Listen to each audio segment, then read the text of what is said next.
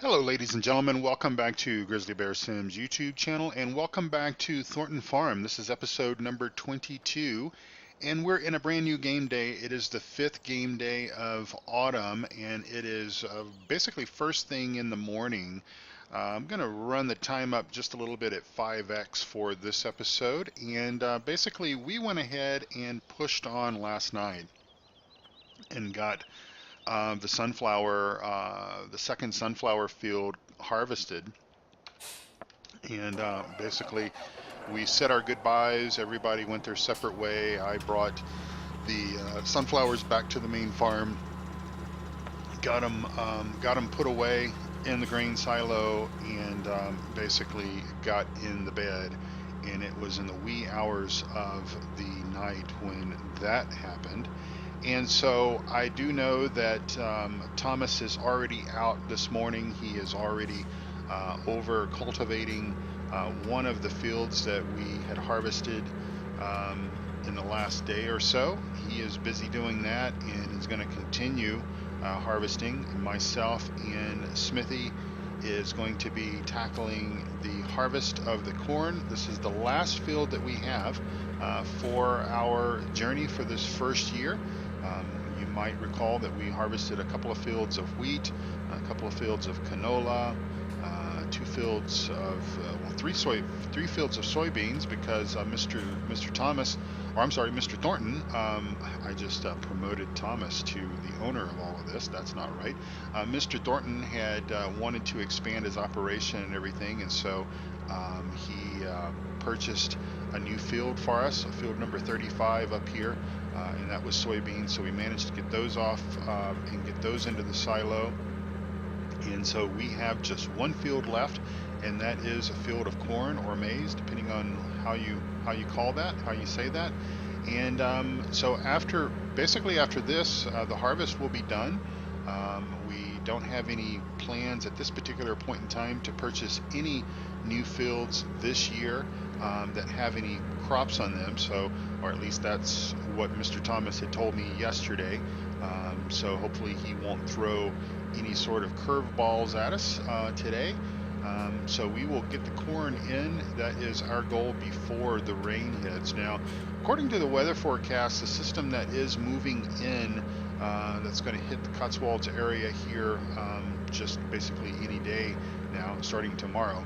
They're going to be light showers, so we are still planning on being able to, for the most part, continue to work in the fields, obviously not harvesting, but we will continue to, I'm just gonna, let's see, I'm gonna pull in here because I need to sort of figure out how we need to get into that field, and we've got a great demand for wool, so we might entertain taking some wool to the spinnery, because we do have a small amount that's left over from the shearing season.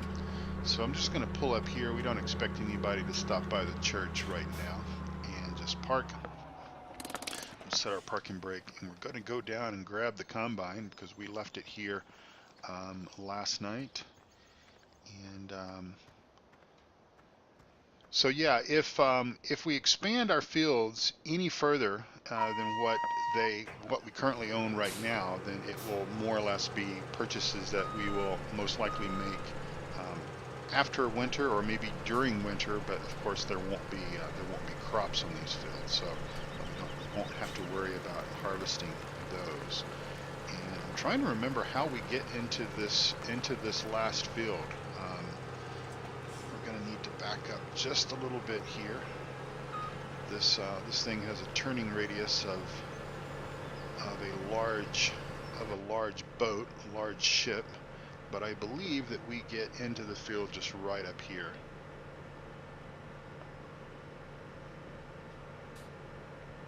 And do bear with me as we kind of figure this out, as we kind of remember what it is that we're supposed to do.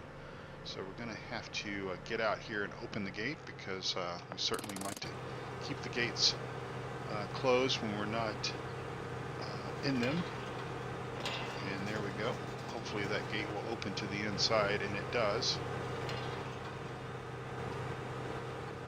I like gates that open to the inside. It certainly makes it a whole lot easier to maneuver around. Some of the gates on Midtown open, more or less open to the outside, and it makes it a little harder. All right, so I think we're far enough up here that we can go ahead and tab over and expand that guy, and then back over here and open up this guy. And I'm going to just, while we let our combine here warm up, I'm going to switch over and get that other tractor working for us. So bear with me. All right, and we are underway harvesting our very last field for the 2017, I suppose, fall. We are obviously a little bit behind here in the virtual world than we are in the real world, but dates and times and that sort of stuff doesn't really matter. I don't really get too hung up in that, but we are harvesting our very last field of corn. Now, I'm going to be meeting with Mr. Thornton later in the early winter time frame to more or less plan out our strategy for next year, for next spring's planting schedule. He obviously, works with the local communities, the various businesses within the local communities that buy our grain, buy our wheat, and buy our canola and our corn, etc. And so he's going to be more or less placing sort of pre-orders for as much of that as he potentially can. We're going to basically go off of our averages for the last few years, and so he has a pretty general idea as to how much, pending no natural disaster or anything like that, what we will have coming in next year, next fall. And so he'll be taking some pre-orders and trying to understand what folks want and how much of that they want. So there most likely will be a little bit of a change to our planting schedule. I do know that one of the local brewers here in the area will want some barley, so we did not plant barley this last year because we didn't have a demand for it in the early pre-order stage of last year. So we'll be planting some barley. May not plant as much soybean. Again, it kind of just determines. We're going to have to kind of look and see at what sort of pricing we get for grain this year, and a lot of that dictates more or less what we do decide to plant for next year. Of course, there's no guarantees that things remain as they were this year.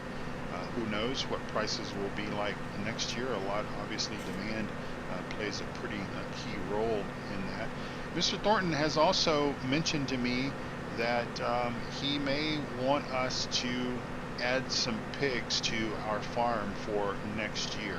Of course, we'll be looking at when the best time is to buy those, and whether it makes sense to go ahead and get those pigs in maybe this year, this winter, or maybe wait until early spring. We'll just have to kind of keep an eye on the market conditions and everything and see how that works out for us.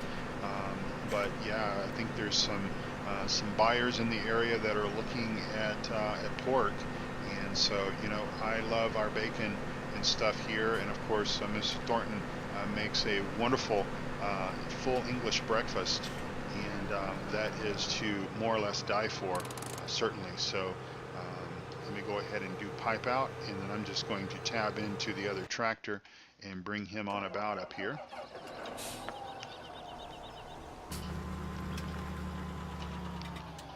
Let's see. Let's try to do a little bit better job getting out of here and not hanging the trailer on the fence back there. There we go, just like that.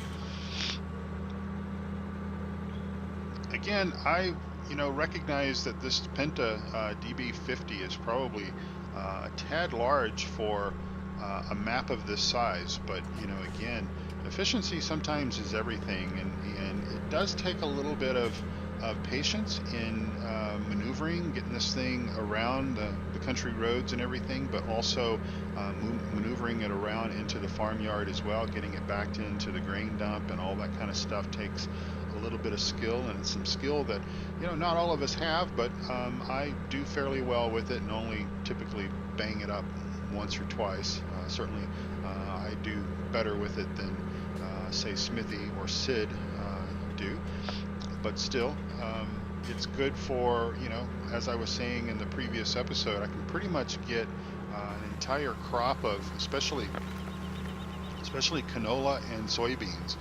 Basically get an entire crop of those two grains onto the tipper without any problem at all, as we kind of bushwhack our way through here to get back into the combine.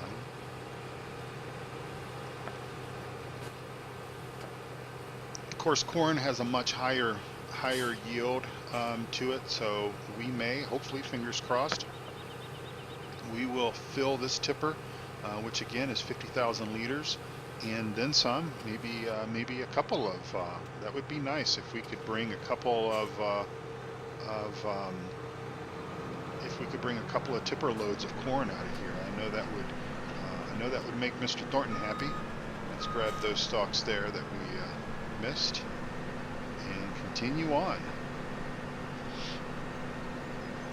So I would suspect that over the next couple of episodes, we will be getting caught up on getting manure injected into the soil.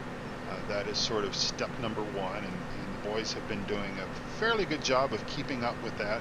You know, obviously they can't begin that process until we get the product off the field, and then we inject slurry, and then we come along, and like I said, Thomas is cultivating right there in front of us there. That's probably a pretty good screenshot if I can be quick enough and get that. That will show both he and I hard at work here. And so obviously we then need to come around and get our oilseed radish in the ground, get that planted. Of course, as I was saying, the weather forecast for the next couple of days is going to be rain. It's not gonna be any sort of toad strangling kind of biblical proportions or anything like that. It should be enough rain that obviously warranted getting the crops off the field, because we need to do that because it takes far too long for crops to dry out here in this kind of humid climate and everything. So when we do get rain, it takes a good 6 to 8, maybe 12 hours for the crops to dry. So that's not going to be an issue, considering that this is our last field and we're more or less good to go on our sunny weather for the rest of today. And then as the rain, obviously we won't work in the rain because we don't want to get our tractor stuck, and also we don't want to tear up the fields. But if they're just light showers that come through, if they're fast moving, we should be able to get the tractors back out onto the fields to, at the very least, seed our oilseed radish in. And so the goal is to get all the fields seeded with oilseed radish. Well, basically get them injected with slurry, cultivated, sown with oilseed radish before the end of fall. And so that's not going to be a problem for us at all. And again, I don't think that Mr. Thornton is going to throw anything at us as far as, hey, by the way, guys, there's a field that I just bought and it's got corn on it, or it's got wheat on it, or whatever. I think that's not going to happen. But he may very well choose to buy a field and or a new field, maybe 28, maybe something else. I don't know. I don't know who he's talking to. We'll just have to figure that out whenever the phone rings. But that would probably be wise. And as far as that goes, I would much rather he go ahead and buy something. If he's going to expand into another field, I would much rather that he do that this year, this fall, so that we at least have time to get in there and plow it and get it basically seeded up and ready to go, so that everything is pretty much equal with the other fields, because we do have the local county regulations that we have to adhere to going into the next year.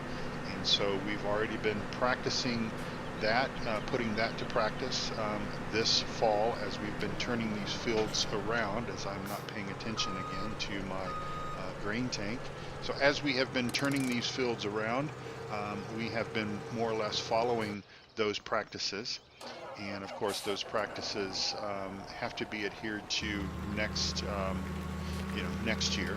And so we are in the practice. We know what we need to do. We've got plenty of cows to basically produce the liquid slurry that we need for not only this year, but obviously next fall when we begin getting those fields ready again to go. For oilseed radish, we'll have plenty of slurry to be able to accomplish that. Plus, we have the slurry that we also get from the silo, from the silage process. So we've got that as well. And it's all good, as I tell Mr. Thornton. It's all good.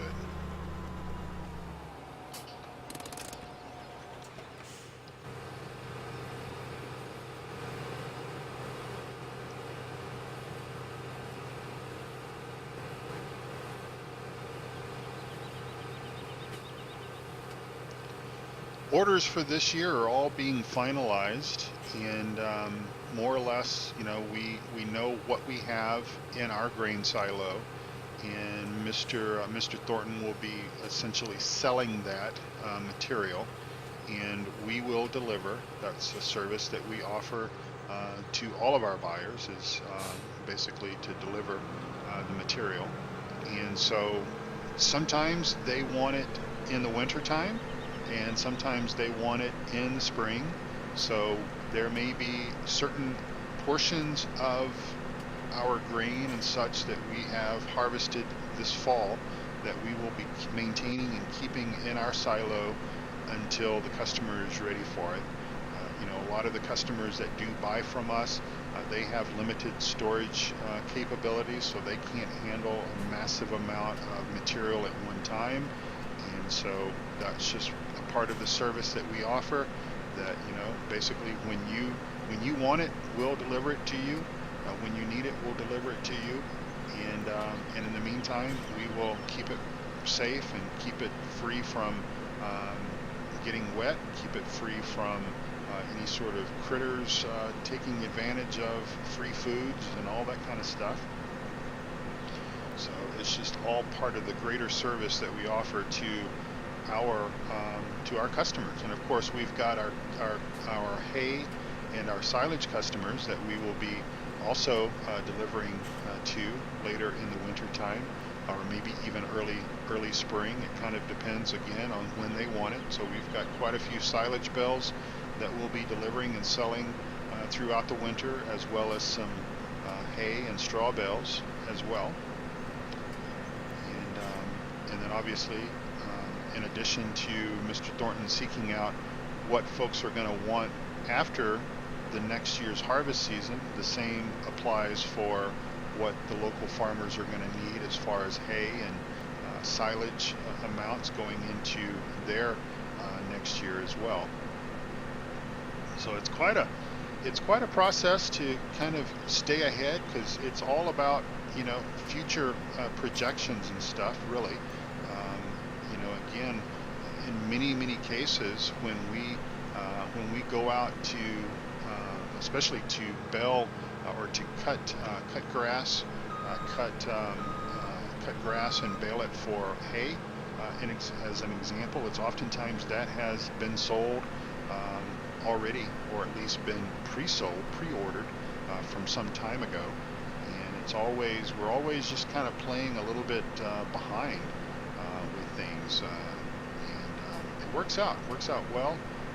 Our customers really appreciate the opportunities to be able to buy a lot of this stuff without having to grow it themselves. And I'm talking about like the hay and silage piece of things, because a lot of these older farmers that have been in this area for dozens of years, generations, they have realized that it's more cost effective for them to be able to buy hay and straw and such as that than have maintain the space, the land, the fields, and everything to do that on their own. Because then you've got to have, not only are you paying taxes on that land, but you're also having to maintain the equipment that is part and parcel of basically being able to have that the equipment to be able to bale and to and then storage. That's also another factor, is the whole storage piece of it. A lot of folks, again, they just don't have the barns, or maybe their barns are not up to snuff, and so us being able to hang on to things until they're ready for it is just something that we've always offered to our customers, and it's worked out really well. All right, so we're going to spin around here and head down here and empty this guy, and then I think I'm gonna set this guy up on auto combine and let him kind of do his thing for a little while.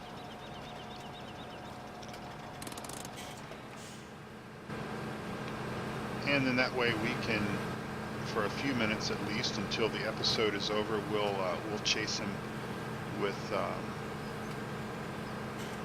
the tipper. And then it'll probably be time to end this episode and let you guys get on to other things that you need to do within your day. I'm always appreciative that you guys take the time to watch my videos, and also take time to hit the like button and take time to comment. And if you have questions, I always enjoy questions. That's a great thing. So we're going to go ahead and just hit that and hire our AI vehicle extension worker, and he should bring the pipe in momentarily. I think he'll realize the error of his ways there, and we'll just jump out and let him go.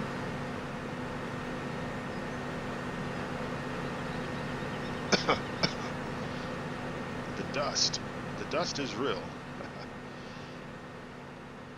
All right, good stuff. Good stuff. All right, well, we'll spin around here and get back into our John Deere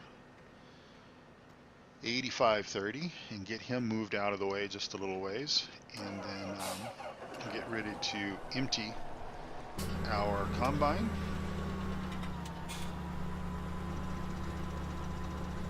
And I think what I'll do is we're coming up on about 27 minutes, 26 minutes here according to the timer. And I think what I'm going to do is I'm going to start wrapping things up here and just go ahead and let you guys go. So I appreciate you guys watching. I appreciate you guys taking the time to stop by my channel on a frequent basis. Watch my videos, whether it be on Thornton Farm or Midtown USA, or some of the videos that I've been doing on cattle and crops. And what is he blocked by? Well, that didn't last very long. Well, it's not perfect. These AI programs, AI workers, and such as that. So for whatever reason, I guess he needs a little bit more space down here, a little bit more headroom to operate in. Plus, it looks like he can't really drive that straight anyway. So I'm just going to do this work myself here because I'm a perfectionist, and of course we need all this corn that we can get because we have buyers that absolutely want it, need it, and all of that. Make sure that we're cutting that. There we are. So anyway, so thank you so much for watching. When we come back for episode number 23, we'll have the corn in. The corn will be in the silo. We'll start the process of getting these fields turned around, and of course that just simply means that we will be spraying slurry and cultivating, and then start seeding oilseed radish. We can't do a lot of oilseed radish seeding simply right now because we do need the John Deere 8530 to do that job with, and we also need the 8530 to pull the larger tipper. And so we pretty much we'll just have to wait until we get all the harvest done, which again won't be much longer from now, and we'll get that done, and then the 8530 will get used to seed, and we'll just continue moving the chains down the field, old American football speak there, and then I look forward to showing you more here on Thornton Farm as we continue our fall into winter cycles here. So thank you all again for watching. Thanks so much, and take good care of yourselves and each other. Don't forget, check out the other YouTube content creators that I have linked down below the video, and also head over to PCSG and the Three Dudes Gaming Network as well for more information, for knowledge, and for any sort of help that you might have or need with regards to farm sim or any of the simulation based games. I appreciate you taking your time to stop by here, and I will speak to you very, very soon. Bye bye for now.